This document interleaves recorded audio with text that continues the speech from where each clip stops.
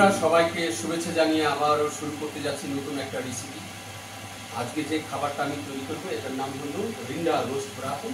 সেটা তৈরি করার জন্য আমি এখানে 500 গ্রাম স্টেক আছে, আর এখানে পটেটো ডাম্পলিং, এখানে রেড ক্যাবেজ, এইগুলি দিয়ে আমি রান্নাটা শুরু করবো। মূলত আমি ডাম্পলিং প্রথম তৈরি করবো। পানি সিদ্ধ হচ্ছে, পানিটা গরম হয়ে গেলে পানির মধ্যে আমি 1 চামচ লবণ দিয়ে দিচ্ছি।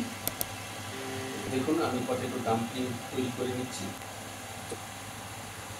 তো বন্ধুরা আমার ডাম্পলিং প্রস্তুত হয়ে গেছে, দেখতে পাচ্ছেন আমি ডাম্পলিং ঢেলে দিচ্ছি। এখন অন্য একটা পাত্রের মধ্যে রেড ক্যাবেজ রান্না করছি। আমি দিচ্ছি বাটার, পেঁয়াজ, বন্ধুরা তেজপাতা এবং লবঙ্গ আমি ঢেলে দিয়েছি।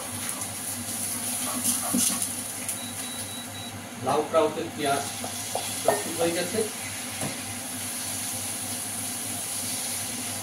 1 টেবিল স্পুন চিনি, 1 টেবিল স্পুন সিরকা, পানি, ব্ল্যাক পেপার, সামান্য একটু নাটমেগ পাউডার। এদিকে আমার ডাম্পলিং সুন্দর তৈরি হয়ে যাচ্ছে। কর্নফ্লাওয়ার দিয়ে এটাকে মোটা করে নিচ্ছি। তো বন্ধুরা আমার রেড ক্যাবেজ প্রস্তুত হয়ে গেছে। অন্য আরেকটা ফ্রাই প্যানের মধ্যে আমি এখন তৈরি করে নিচ্ছি স্পেশালি এটা একটা নুডল। এর মধ্যে বাটার ঢেলে দিলাম,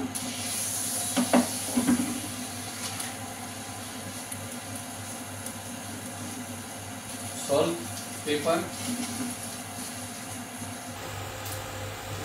বন্ধুরা দেখতে পাচ্ছেন আমার স্পেশালও রেডি হয়ে গেছে এবং ডাম্পলিংও প্রস্তুত। সরিয়ে নিলাম। অন্য একটা ফ্রাই প্যানের মধ্যে আমি এখন স্টেকগুলিকে ফ্রাই করে খুব হিটে। তো বন্ধুরা দেখতেই পাচ্ছেন আমি এখানে লবণ দিয়ে সুন্দর করে সিজনিং করে নিলাম, এপিট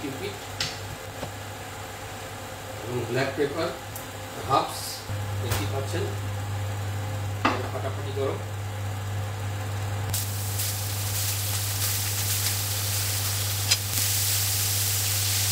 তো বন্ধুরা আমার স্টেক প্রস্তুত।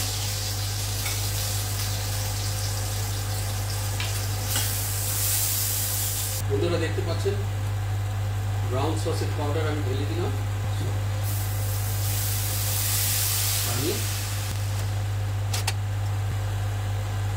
এর মধ্যে আমি নেপোলি সস ঢেলে দিলাম আরো সুন্দর কালার আসার জন্য।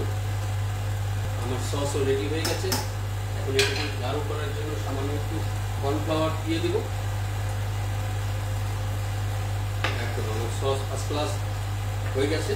এখন বন্ধুরা আমি যেটা করতে যাচ্ছি, একটা সুন্দর করে প্লেট তৈরি করে আপনাদেরকে দেখাবো কিভাবে সাধারণত আমরা হোটেলের মধ্যে পরিবেশন করে থাকি।